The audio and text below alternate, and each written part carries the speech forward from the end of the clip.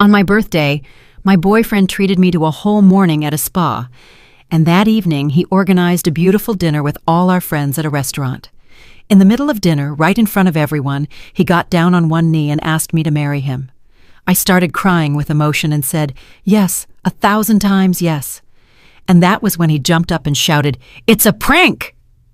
His best friend was recording everything for his YouTube channel. I ran out of there and went home. We argued. He didn't apologize, and a few days later, I found out he had been cheating on me for months. That was when I came up with the perfect plan for revenge. Stick with me, because what I did made him cry like a baby. Kaimani and I had been together for 6 years. 6 years of my life dedicated to a man I loved with every fiber of my being. 6 years believing I was building a future with my partner, my best friend, the love of my life. I played myself so hard. My name is Nyala. I'm 27 years old, and this is the story of how my world collapsed one January night on my birthday in front of all our friends. But let me backtrack a bit. Kimani and I met at a mutual friend's party when I was 21. He was funny, charming. He had that $1 million smile straight out of a toothpaste commercial that just melted me. We talked for hours about everything. He wanted to be a YouTuber, create content, make people laugh. I thought it was wonderful to have a boyfriend with dreams, with ambition. We moved in together after dating for 3 years. We found a small but cozy apartment in a trendy neighborhood in Atlanta, right near the Beltline. The rent was kind of steep, but splitting it down the middle made it manageable. I worked as an account manager at a digital bank. I made good money, had stability. Kimani worked in marketing and was trying to get a YouTube channel off the ground with his friend Jevin. The problem was that Kimani got paid per project, and his income was pretty inconsistent. There were months where he made decent money, and months where he barely covered his own expenses.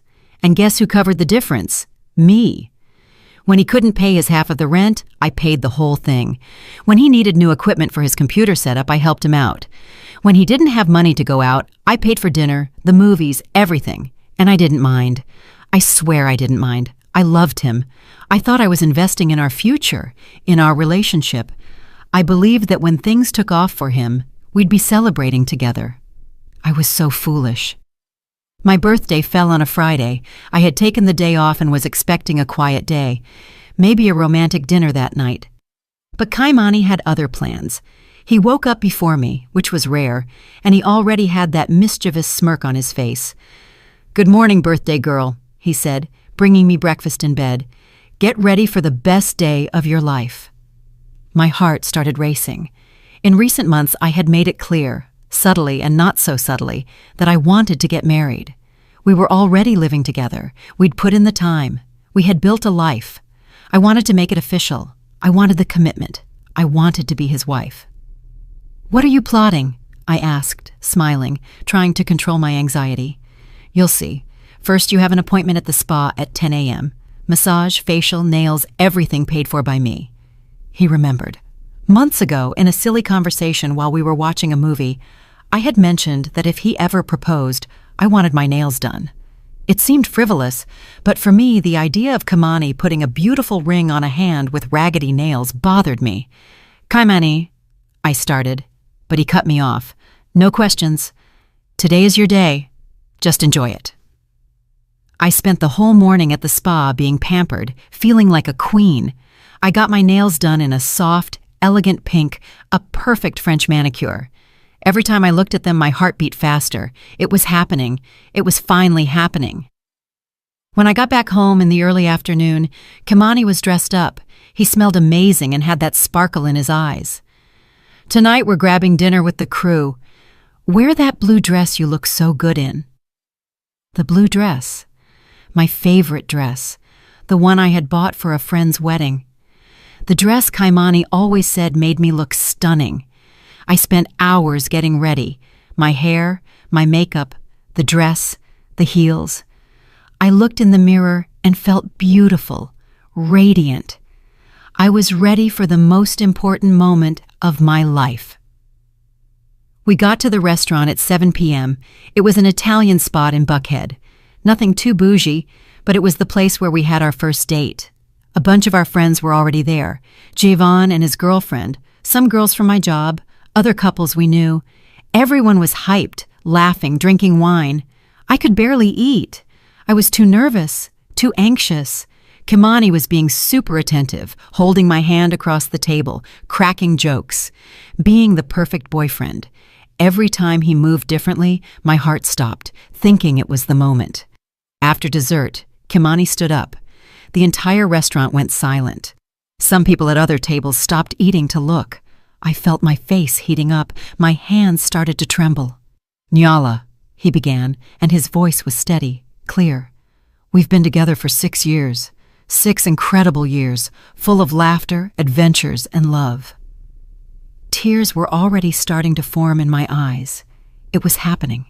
It was really happening. "You are my best friend, my partner, the person who stands by my side through everything. You support my dreams. You give me strength when I need it. You make me want to be a better man." He got down on one knee. The whole restaurant was watching. I heard someone whisper behind me, "Oh my God." My heart was beating so hard I thought it was going to explode. "Nyala, I love you more than anything in this world," he said, looking me straight in the eyes, "and I want to spend the rest of my life with you." He reached into his pocket. I couldn't breathe. It was happening. Finally, it was happening. "Will you marry me?" "Yes!" I shouted, even before seeing the ring. Tears were streaming down my face. "Yes, yes, yes!" And that was when everything fell apart. Kimani jumped up with his arms in the air and shouted at the top of his lungs, "It's a prank!" The silence that followed was deafening. I looked at him, confused, tears still falling. "What?" I managed to whisper. "It was a prank, baby, relax." He was laughing. Laughing. "Jevin, did you get it all?" I looked to the side and saw Jevin holding his phone, recording with a huge grin on his face. "I got everything, bro. This is going to be epic for the channel." The restaurant was in absolute silence. Some of our friends looked shocked. Others were clearly uncomfortable. The girls from my job looked at me with pity. I couldn't move. I couldn't speak. It was like my brain had shut down, unable to process what had just happened. "Nyala, you should have seen your face," Kimani said, still laughing, sitting back in his chair like nothing had happened. "It was perfect." Something inside me broke into a million pieces. I got up from the chair so fast I almost fell. I grabbed my purse and, without saying a single word, ran out of the restaurant. I heard Kimani calling after me, but I didn't stop. I couldn't stop. I got to the sidewalk, and the tears came with full force. They weren't delicate, romantic tears. They were violent sobs that shook my whole body. I called an Uber with hands trembling so bad I could barely type the address. Kimani came running out of the restaurant after me. "Nyala, wait! What's the problem? It was just a joke!" I turned to him, and the rage I felt was so intense I could taste bile in my mouth. "A joke?" I managed to say between sobs. "You think this was a joke? Kimani, you humiliated me?" "Nyala, chill out. I gave you a spa day. I organized a dinner with everyone. I did everything great. You can't be mad about a little prank." "You humiliated me!" I screamed, and I didn't care that people on the street were staring. "In front of everyone! You pretended to propose knowing how important that is to me, just to make some stupid prank for your friend's channel. You're overreacting. If you post that video," I said, my voice low but loaded with venom, "I swear to God, Kimani, I will make you regret it. I'm not joking." The Uber arrived. I got in and slammed the door in his face. I cried the whole way home. The driver, bless his heart, didn't say anything. He just turned up the volume on the music to give me privacy. I gave him 5 stars. When I got to the apartment, I locked the door, went to the bedroom, and collapsed. I cried until I had no tears left. I cried until my head hurt. I cried until I fell asleep from exhaustion, still in my dress and with my makeup ruined. I woke up in the middle of the night to the sound of the door. Kimani was back. I heard him walking through the living room, stumbling over something, obviously drunk. A part of me wanted to go out there, scream at him, demand an explanation, an apology. But I didn't. I stayed lying in the dark, staring at the ceiling, And for the first time in 6 years, I asked myself if I really knew the man I shared my life with. And the answer terrified me, because the more I thought about it, the more I realized there were signs. Signs I had ignored, justified, rationalized. Kimani was controlling. He always was. He decided what we were going to watch, where we were going to eat, which friends we were going to hang out with. And I accepted it all, thinking I was being understanding, that compromising was part of a healthy relationship. Kimani never apologized. Never. Even when he was clearly wrong, he found a way to flip things, to make it seem like I was being too sensitive, too dramatic. Kimani lived to criticize me. My hair was too wild or unprofessional, my clothes were too tight, I needed to hit the gym, always disguised as concern or I'm just trying to help you. And I accepted it because I thought he wanted the best for me. And Kimani used my money constantly, and I let him because at the end of the day, when we got married, everything would be ours anyway. Lying there in the dark, I realized something I should have seen a long time ago. Kimani didn't love me, not really. Kimani liked what I did for him. He liked having someone pay half the rent. He liked having someone cover him when he was broke. He liked having a good-looking girlfriend who supported him. But loving me, respecting me, valuing me? No. Never. I had been too blind to see it. The following days were the hardest of my life. Kimani and I barely spoke. I left early for work and came back late. When I was home, I locked myself in the bedroom. He stayed in the living room, playing 2K on the PlayStation, or editing videos, acting like nothing had happened. 3 days after the prank, he finally came to talk to me. I was sitting on the bed, still in my pajamas, staring at nothing. "Nyala, we need to talk," he said, leaning against the doorframe. "So talk," I replied without looking at him. "You're not going to be mad at me forever over this nonsense, are you?" "This nonsense?" I repeated in disbelief. "Over this nonsense, Kimani, you publicly humiliated me. You faked something you know is important to me just to make a stupid prank to post online." "But I gave you a spa day. I organized a dinner. I spent money on you."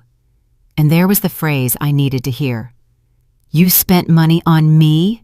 I asked, finally looking at him. "Seriously, Kimani? I pay for this apartment by myself half the time we've been here. When you don't have rent money, who pays?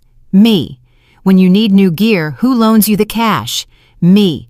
When we go out and you're broke, who pays? Me." He turned red. "I thought you did that out of the kindness of your heart. But if money is the problem for you, I'll pay you back." "It's not about the money," I shouted. "It's about respect. It's about you treating me like a human being, not like a joke for your ridiculous channel." "Our channel isn't ridiculous. Get out of here, Kimani." "Nyala, get out!" He left, slamming the door. I heard him cursing in the living room. That night, I texted my best friend Ayana, who couldn't make it to my birthday because she was traveling for work. I told her everything. She called me instantly, desperate to know if I was okay. "Nyala, what a son of a," she said, furious. I always thought Kimani was a bit of a scrub, but this crossed every line. "I don't know what to do, Ayana. We've been together 6 years. We live together. Our lives are completely intertwined. So what? You gonna stay with a dude who disrespects you like that? Who humiliates you publicly just because y'all have history?" She was right. I knew she was right.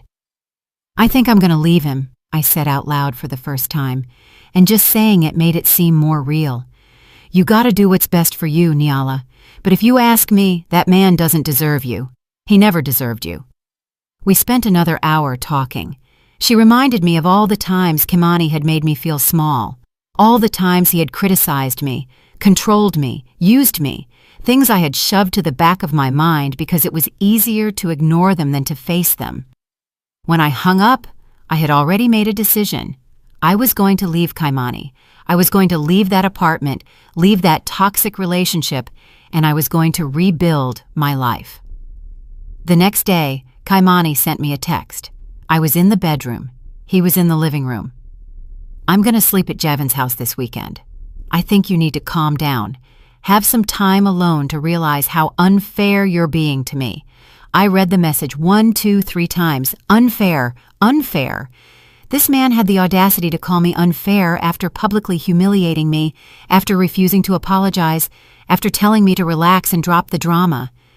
And now he was playing the victim as if I were the villain in the movie, as if I had done something wrong. The rage I felt was so intense, my hands shook holding the phone. He was trying to flip the script. He was trying to make it seem like I was the irrational one, the one overreacting, making things worse than they were. He wasn't going to get out of this looking like the poor little guy. No, not this time. I typed my response. Each word loaded with all the fury I felt. Unfair? You humiliated me in front of all our friends. You pretended to propose to me to make a stupid prank. You refused to apologize. You told me to relax. And I'm the one being unfair? You're not flipping this story, Kimani. You aren't the victim here. You aren't welcome in this house anymore. Don't come back. His reply came fast. Seriously? You're going to kick me out of my own house? Seriously? Seriously? After everything he had done, he had the nerve to question me. And his house? The house I paid for half the time when he didn't have money? I didn't reply. I turned off my phone and threw it on the bed, shaking with pure rage. This man had used me, disrespected me, humiliated me, and now he was trying to play poor me, trying to make it look like I was being cruel to him. No, hell no, he wasn't going to rewrite this narrative. 15 minutes later, I heard the front door open and close.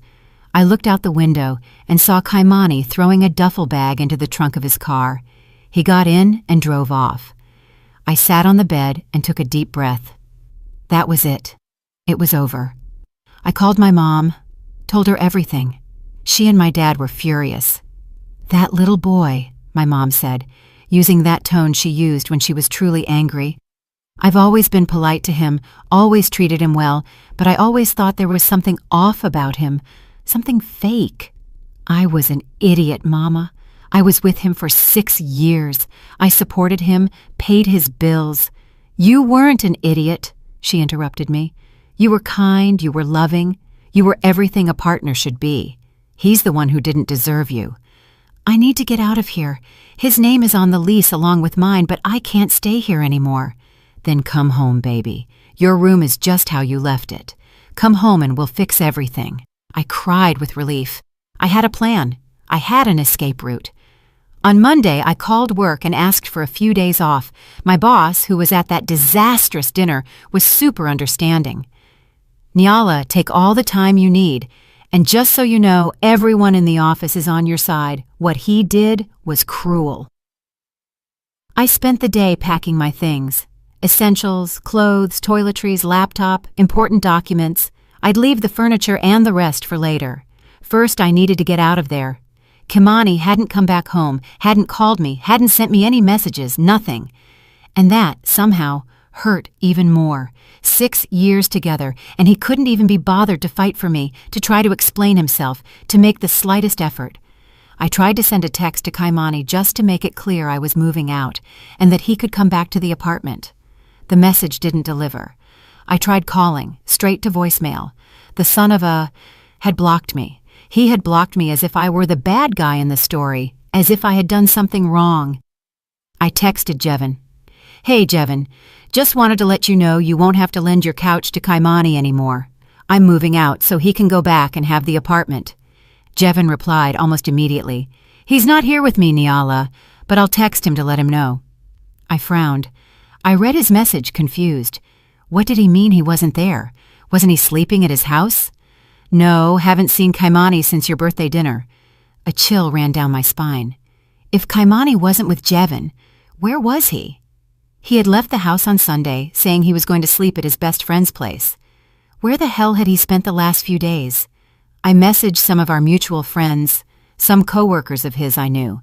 Nobody knew where he was. Nobody had seen him. The truth came on Tuesday afternoon in a way I never would have expected. I was at work trying to focus on a report when I got a text from an unknown number. Hi, Nyala. It's Darius. I work with Kimani at the ad agency. We met a couple of times when you came to pick him up. Sorry to butt in, but I heard you're looking for Kaimani. My stomach churned. Darius was one of the editors who worked on the same projects Kimani sometimes picked up.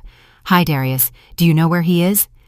Look, I don't know exactly what your situation is right now, but I think Kimani is staying at Soraya's place. Soraya. The name dropped like a bomb. Soraya was one of the younger analysts at the agency where Kimani worked. She had started there about 8 months ago. Fresh out of college, full of energy and ideas, Kimani had mentioned her a couple of times, always casually. Soraya suggested a dope campaign today. Soraya is good at editing photos. Soraya is going to happy hour with the crew. We had gone out a couple of times in a group with her and other coworkers. She was nice, outgoing, always laughing at his jokes. I had actually liked her. What a fool I was. Soraya, I repeated, my voice sounding strange. Soraya from the agency. That's the one, Darius confirmed. Look, Niala, I didn't want to be the one to tell you this, but the two of them are arriving together at the office and leaving together, and they seem real close, you know, like way more than just friends or coworkers. Every word was a stab wound. How long has this been going on? I asked, my voice coming out in a whisper. I don't know for sure, but Niala, they've been moving like that for a while now. Too close, at least a few months. That's it. I'm sorry I have to tell you this. I couldn't say anything. Thanks for telling me, Darius. For real. I called Ayana immediately. She answered on the first ring. Naya, what's wrong? A coworker of Kimani's just texted me, I said, my voice shaking. He says he thinks Kimani is with Soraya. They arrive and leave work together. Darius says they seem intimate. That son of a... Ayana snapped. Naya, I am so sorry. I hung up the phone and sat there in shock. It wasn't just the prank. It wasn't just the public humiliation. It was betrayal. Months of betrayal. And suddenly, everything made sense. Why he never had time for me. Why he was always on his phone. Why he seemed so distant in the last few months. And the prank? He simply didn't care about my feelings. I was content, entertainment, a way to get views for that pathetic channel. What was he going to do next time? Pretend he was dead? Tell me he had lost all our money? Every major milestone of my life would turn into material for YouTube, and I would stay there. The idiot girlfriend who accepted everything, who supported him, who paid the bills while he used our entire relationship as a script for increasingly cruel jokes. But he kept me around just for the apartment, because I paid the bills when he couldn't, because it was easier to have a girlfriend at home paying half or everything while he had fun with the other woman outside. My phone rang that night. It was Kimani. I hesitated for a second, but I answered. My voice came out icy. What do you want, Kimani? We need to talk about the apartment, Nyala. Of course it was about the apartment. Not about us, not about what he did. About money. What about the apartment? How am I supposed to pay for it alone? The rent is too high. You can't just leave and stick me with everything. The audacity of this man was impressive. Kimani, we have a lease together, so tomorrow I'm going to call the landlord and ask to break the lease. But where am I going to live? Well, you can go live with Soraya. Silence on the other end. A long, heavy silence. Soraya? He finally said. And his voice sounded strange. What, Soraya? I let out a bitter laugh, void of humor. Stop playing dumb, Kimani. I know everything. I know you're staying at her place. I know you're arriving and leaving work together every day. I know you've been cheating on me with her for months. Soraya is just a friend. We work together. Obviously, we arrive together sometimes. Save the story, I cut him off. People have seen you leaving her condo at 7 a.m., Kimani. You think I'm stupid? Who told you that, Nyala? That person is lying. It doesn't matter who told me. What matters is that we're done. I'm calling the landlord tomorrow and canceling the lease. We'll have to pay the fee for breaking it, but I don't care. You can keep your furniture, your TV, your PlayStation, everything. I just want out of your life. Nyala, wait. We can't break up over this. We can't? I repeated, incredulous. Why do you want us to stay together? Why, Kimani? Because you need someone to pay your rent? It's not that. I love you, Nyala. We can fix this. You don't love me. You never loved me. Goodbye, Kimani. Nyala, don't hang up, please. I hung up. The phone rang again and again and again. I ignored all the calls. I blocked his number. I blocked him everywhere. The messages started almost immediately. Kaimani created a new email address. He created a fake profile on Instagram. He started sending me messages through every possible channel since I had blocked him on all the normal sites. Nyala, let me explain. I made a mistake. Please, we need to talk. I ignored it all. Every message, every attempt at contact. He didn't deserve another second of my time. On Wednesday, my parents arrived with a moving truck. My dad, always calm and rational, was visibly furious. "Where is he?" was the first thing he asked when walking into the apartment. "He's not here, Dad, and he's not going to be." "Better for him," my dad muttered, "because I don't know if I could control myself." My dad was a lawyer, specializing in civil litigation. He had called me Tuesday night after I told him about the cheating and said something that surprised me. "Nyala, what he did to you at the restaurant, we can sue him for public humiliation, intentional infliction of emotional distress, especially if he posts that video." "Dad, I just want to forget about all this." "Baby girl, listen. This guy used you, cheated on you, publicly humiliated you to gain views on a YouTube channel. He can't get away with this. And Jevin neither, since he recorded it all knowing exactly what was happening. You think we have a case? I'm sure of it, and I'll make sure they pay for it." We spent the whole day packing and moving my stuff. The neighbors watched with curiosity, but nobody asked anything. The neighbor from across the hall, Miss Eula, an older lady who had always been sweet to me, came to the door. "You leaving, sugar?" "Yes, Miss Eula." "Because of that boy?" I nodded, not trusting my voice. She squeezed my hand. "You deserve better. I saw how he treated you. Never liked him." That broke me a little more. Even the neighbor had seen it. Everyone had seen it. Everyone except me. By the end of the day, the apartment was almost empty of my things. I had left the furniture we shared, the electronics, everything. I just wanted what was mine and to leave. Before walking out, I walked through the empty apartment one last time. 3 years in that place. 3 years of memories. Some good, a lot bad, now that I thought about it. I stopped at the door and looked back one last time. I didn't feel sadness. I felt relief. Back at my parents' house, settled in my old room, I finally let go. I cried not for the Kaimani I had lost, but for the time I had wasted. For the 6 years I had given to someone who never valued me. That night, lying in my bed, I had an idea. A terrible, wonderful, perfect idea. Kaimani had humiliated me publicly. He had faked a marriage proposal to play a prank, to make me look like an idiot. What if I did the same thing to him? The idea grew in my mind. Kaimani always said he wanted to be a father. It was one of his biggest dreams. He talked about it constantly, about how he was going to be an amazing dad, about the kids we would have someday. And yes, I called Ayana. "Are you crazy?" she said when I told her my idea. "But that is also genius. Need help?" "Help me do whatever it takes to make that idiot feel a tenth of what I felt." I spent Friday planning it. I copied a positive result I found on Google Images, put my name on it, and changed the date. I drafted the perfect text message. On Friday night, I sent it to Kaimani. "Kaimani, I need to tell you something. Despite everything that happened between us, you have a right to know. I'm pregnant. It's yours. I'm going to have the baby, with or without you, but you need to handle child support. My dad is already handling the legal paperwork. I sent a photo of the positive result along with it. It took less than 5 minutes for him to reply. "What, Nyala? Are you serious? I'm going to be a dad? Oh my God, I'm going to be a dad." The messages kept coming. He was euphoric, happy, ecstatic. "Nyala, we need to talk about this in person.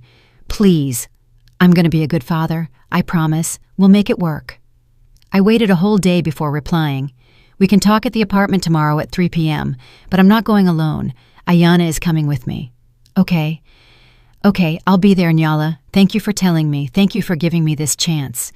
That night I could barely sleep. A part of me was nervous. Another part felt remorse. But the biggest part of me, the one that was still wounded and furious, was anxious to see his face when he discovered the truth.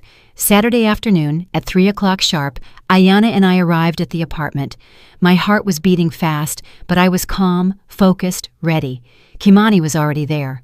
When I opened the door, he jumped up from the sofa. He was holding a huge bouquet of flowers. There was a bag from an expensive store on the floor, and he looked happy. Genuinely happy in a way I hadn't seen in months. "Nyala," he said, coming toward me. I took a step back before he could touch me. "Hi, Kimani." "Hi, Ayana," he said to my friend, who just nodded with an icy expression. "These flowers are for you," he said, handing me the bouquet. And I bought some things: prenatal vitamins, some books on pregnancy, a teddy bear. He laughed nervously. "I know it's early, but I couldn't help myself." I took the flowers just to have something to do with my hands. "Sit down," I said, pointing to the sofa. He sat down anxiously, leaning forward. Ayana stood by the door with her arms crossed. "Nyala, I broke up with Soraya," he said immediately. "I ended it as soon as you told me. I know I messed up. I know I've been an idiot. But a baby, our baby, that changes everything." "It changes everything?" "Yes, we can make this work. I'm going to be an amazing father. I'll find a better job, something that pays more. I'll help with everything. We can move back in together. We can raise our son together." "And Soraya?" I asked with a neutral voice. "Forget about Soraya. She was begging me to stay with her. It was a mistake, a huge mistake. You are the mother of my child. You are the person I want in my life." "I wasn't the person you wanted in your life last week." He lowered his head. "I know, and I'm sorry. For real, I messed up. But this is bigger than me, than you, than our problems. It's about our baby." I stayed silent for a long moment, simply looking at the man I had loved for 6 years. The man who betrayed me, who humiliated me, who used me. "Kimani," I started, my voice calm. "Do you remember my birthday?" He blinked, confused by the change of subject. "Yeah. Do you remember what you did?" "Nyala, I already apologized." "No, you haven't. Not once did you apologize. You said it was a joke, that I was exaggerating, that I was being dramatic, that I should relax. I was wrong. Okay? I see it now. You humiliated me in front of all our friends. You pretended to propose knowing how much it meant to me, just to make a stupid prank for Jevon's channel. I know, and I'm sorry. You made me feel like the stupidest person in the world. You made me cry in public. You made me believe I was finally going to have what I always wanted, only to rip it away in the cruelest way possible." Kimani was pale. "Nyala, where are you going with this?" I stood up and took a few steps toward him. Ayana was smiling now. "So I thought," I continued, "that it would be fair if I did the same to you." It took a few seconds for him to process it. I saw the exact moment he understood. His eyes went wide, his mouth dropped open. "No," he whispered. "It's a prank!" I shouted, laughing. It wasn't a joyful laugh. It was a bitter laugh, full of all the pain and rage I had felt. "There is no baby, Kimani. There never was. I just wanted you to feel a fraction of what I felt in that restaurant." He stood up so fast he almost tripped. "You're lying? You sent me the picture of the test." "Google Images and Photoshop are wonderful things," Ayana said, clearly amused. Kimani's face went through several emotions: confusion, rage, despair, pain. He sank back onto the sofa with his head in his hands. "How could you?" he whispered. "You know how much I wanted to be a father." "And you knew how much I wanted to marry you," I replied, my voice hard. "I guess we're even." "This is different. You played with a life." "You played with something important to me. I played with something important to you. Seems pretty similar to me." "I'm gonna sue you," he said, his voice gaining anger. "This was cruel." "Calm down," I said. "You're just gonna have a little problem. My dad is suing you and Jevon first." He lifted his head. "What?" "Public humiliation. Intentional infliction of emotional distress. You humiliated me intentionally in public. You recorded it all without my permission with the intent to publish online for views. Jevon was an accomplice. You're both going to pay for it." "You're bluffing." "I wish. My dad already filed the lawsuit. You'll get served officially this week." Kimani turned white. "Niala, don't do this. I was joking. I'm not going to sue you, please. This will ruin me. It'll ruin Jevon, too." "Y'all should have thought about that before." "I'm sorry," he shouted, standing up again. "I'm sorry. Okay? I was an idiot. I messed up. But suing us? That's going too far." "Too far?" I repeated in disbelief. "You cheated on me for months. You used me to pay your bills. You humiliated me publicly, and I'm going too far?" "I never used you, Niala. I paid the rent when you didn't have money. I paid for food, bills, everything. You stayed with me because it was convenient, because you had a place to live for free a good chunk of the time, didn't you?" "Yes," I shouted, "and you know it. You never loved me. You liked what I did for you. You liked having a girlfriend who supported you while you played YouTuber." He said nothing because there was nothing to say, because it was true, and he knew it. I got up from the sofa, grabbed my purse. Ayana was already standing, ready to leave. "Oh, and just so you know," I said, stopping near the door, "I called the landlord this morning. I broke the lease." Kimani turned pale. "You already canceled it?" "You have 2 weeks to get your stuff out of here. After that, the apartment goes back to the property management." "Niala, and the fee for breaking the lease?" "It was $3,000. Half is yours, $1,500. You owe me that money." He wiped his hand over his face, looking desperate. "I don't have $1,500 right now." "Not my problem," I replied coldly. "You owe me, and I expect to receive it. My dad will be in touch with you about it." "Niala, please." "Goodbye, Kimani." I opened the door and walked out, Ayana right behind me. I slammed the door shut, and in the silence of the hallway, we heard a sob. Loud, desperate, pathetic. Kimani was crying.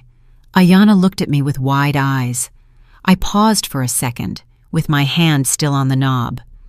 A part of me, the part that still remembered the 6 years together, wanted to go back, comfort him, try one more time. But the bigger part, the one that was hurt, furious, and finally awake, kept walking. "Let's go," I told Ayana, and we walked down the hall. The sobs got more distant with every step. When we got into the elevator, Ayana hugged me tight. "You were amazing," she said. "You were so strong." And it was only there, away from him, that I let my own tears fall. Not from sadness for what I had lost, but from relief for what I had left behind. It was finally over. I was finally free. The following weeks were a roller coaster. My dad really sued Kimani and Jevon. The papers were served on a Thursday. Kimani tried calling me. He sent me dozens of messages begging me to drop the lawsuit. I ignored them all. The case was relatively quick. My dad had solid evidence, the video, witnesses from the restaurant, Kimani's texts mocking me afterward. Their lawyer tried to argue it was just a prank. But when my dad presented evidence of psychological damage, because I had started therapy after everything, their case crumbled. We won. The settlement was significant, $50,000 from each of them, enough for a down payment on my own condo, something just mine. But the money wasn't the best part. The best part was seeing the social consequences. The video Jevon had posted before the lawsuit started went viral, but not in the way they expected. People were furious. The comments were brutal. What kind of person does that to someone they love? This isn't funny. It's cruel. I hope she left him. You two are trash. Their channel lost thousands of subscribers. Jevon had to delete the video after threats regarding privacy violation, but it was already too late. There were re-uploads everywhere. Kimani lost several gigs because of it. Nobody wanted to work with the guy who pulled a cruel prank on his girlfriend. His reputation was ruined. And Soraya? From what I heard through a mutual friend, Soraya had thanked God that Kimani broke up with her. She said it was a liberation. My friend told me via text, Soraya said if she was still with him when all this blew up, she would be dragged into the mess. She didn't want to be associated with the dude from the cruel prank. When he tried to get back with her after I blocked him, she didn't even reply to his messages. So that was that. Soraya had been lucky to escape before the disaster. She had come out unscathed, without any consequence for messing with a man who had a girlfriend. But karma was patient. I had learned that. And at some point, somewhere, Soraya would find hers too. Maybe she'd do it to someone else. Maybe someone would do it to her. But at some point, that girl would pay for participating in the destruction of my relationship. I found out Kimani was living with his parents now, in a suburb an hour outside the city. No apartment, no girlfriend, no side chick, no money, and a destroyed reputation. Meanwhile, I was rebuilding my life. I continued therapy, and it was one of the best decisions I ever made. My therapist helped me see the toxic patterns I had accepted. She helped me understand my own worth. I got a promotion at work. My boss had been impressed with how I handled everything, with my strength and resilience. I bought a beautiful small condo with the settlement money. I decorated it my way, with my favorite colors, my things. Nobody to criticize, nobody to control. And 3 months after everything, I met someone. Khalil. We met at a work networking event. He was kind, respectful, had a stable job, and best of all, he treated me like I deserved to be treated. It wasn't love at first sight. It was better. It was built on solid foundations, respect, admiration, real partnership. 10 months after meeting Khalil, I was in my condo making dinner when I got a text from Ayana. Naya, turn on the news right now. I grabbed the remote, confused, and switched to the channel she mentioned. And there was Kimani and Jevon's mugshot on the screen. The word arrested in capital letters. I turned up the volume, my heart racing. The 2 men were arrested today following a prank that resulted in serious injuries to a victim. Kimani Jenkins, 30, and Jevon Williams, 28, are known for their YouTube channel where they post prank videos. This time, however, the prank went too far. The report showed footage of an ambulance, police, a woman being taken out on a stretcher. The victim, whose identity will not be revealed, suffered a panic attack so severe during the prank that she had to be hospitalized. The 2 men are being charged with aggravated assault, disorderly conduct, and reckless endangerment. If convicted, they could face up to 3 years in prison. I stared at the screen, jaw dropped. They hadn't learned anything, absolutely nothing. After everything that happened to me, after the lawsuit, after the consequences, they had kept going. They kept playing cruel pranks on innocent people, and this time they had gone too far. The phone rang. It was Ayana. "Are you seeing this?" She practically screamed. "I'm watching. What idiots. What absolute idiots." They didn't learn a thing. "Now they'll learn," I said, and realized I was smiling. It wasn't a happy smile. It was a smile of justice. They could get 3 years in prison, Ayana. 3 years. "Karma is real, Naya," she said. "Karma is very real." Khalil appeared in the kitchen doorway, concerned by my expression. "What happened? Remember my ex? The one with the prank?" "How could I forget? He and his friend got arrested. They did a prank that sent a woman to the hospital." Khalil shook his head in disbelief. "What a... yeah, some tremendous..." "I agree," I said, "but at least now they're going to pay for it. For real." In the following days, the story blew up. The video of the prank had leaked. They had recorded everything as always, and the internet was furious. People were sharing the old video of my prank too, connecting the dots, showing the pattern of cruelty. Kimani and Jevon became national examples of what not to do. Their faces were everywhere, always with the word arrested or cruel next to them. And me, I was finally at peace because it hadn't been just me. I hadn't been too sensitive, too dramatic, too overreacting. They were cruel. They always were, and now the whole world knew. Months passed. Kimani and Jevon's case went to trial. They were convicted. 2.5 years in prison each, plus hefty fines, plus a restraining order from the victim. Life went on, my life went on. I got another promotion at work. I bought new furniture for the condo. I traveled to Europe with Ayana. I continued therapy and learned to trust again, to love again, to value myself for real.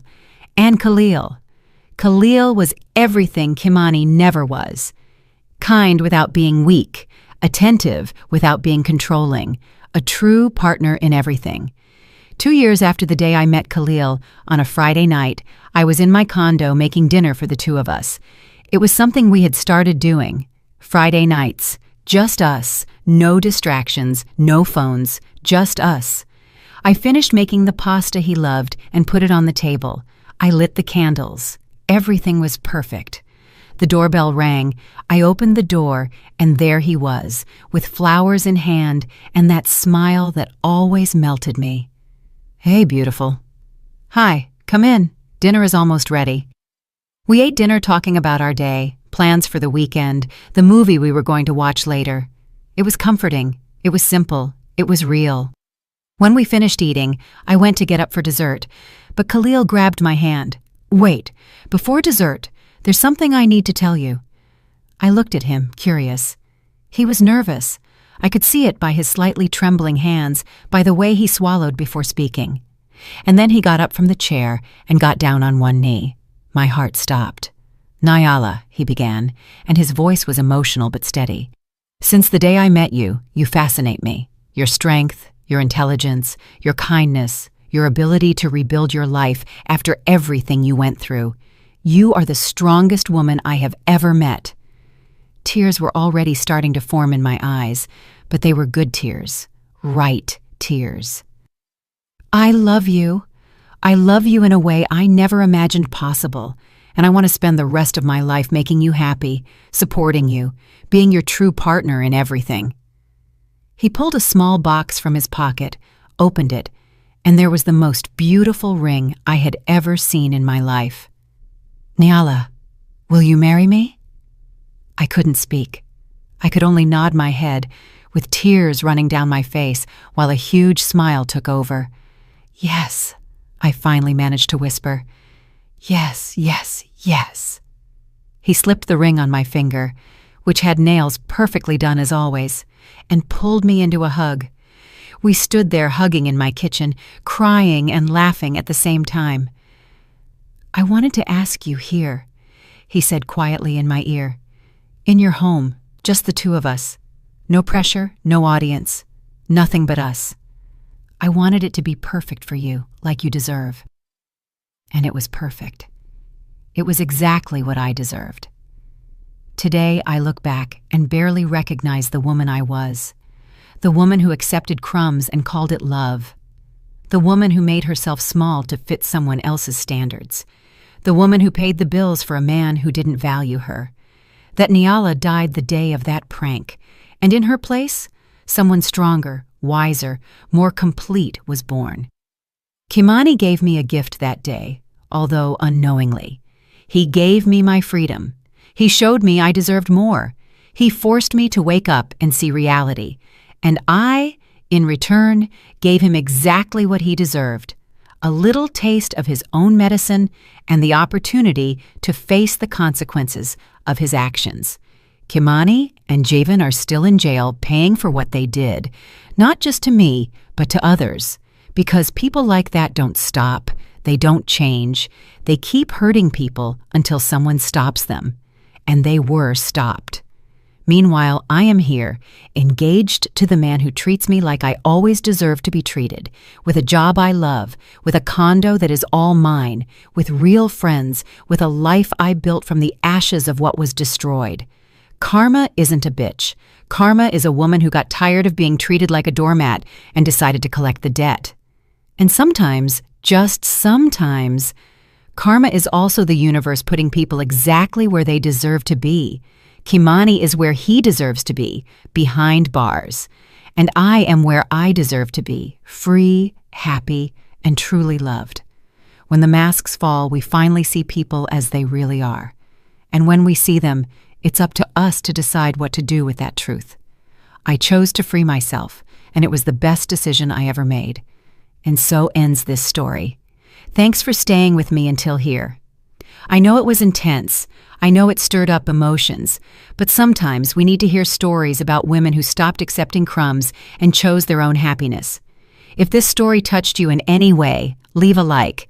It helps the channel a lot to reach other people who need to hear that they deserve more. Subscribe to the channel because every week I bring real stories of overcoming karmic revenge and endings you'll want to see. And if you know someone who needs to hear this, share this video. Sometimes another person's story is the push someone was missing to wake up. And remember, when the masks fall, we finally see who people really are. Goodbye, and until the next one. Did you like the story, and which city are you listening from? Let's meet in the comments. If you liked the story, you can support me by sending a super thanks so I can keep bringing more stories like this. Thank you so much for your sweet support. I'm looking forward to your comments on the story. On the screen, you can see 2 new life stories that I highly recommend. There's so much more on my channel. Don't forget to subscribe.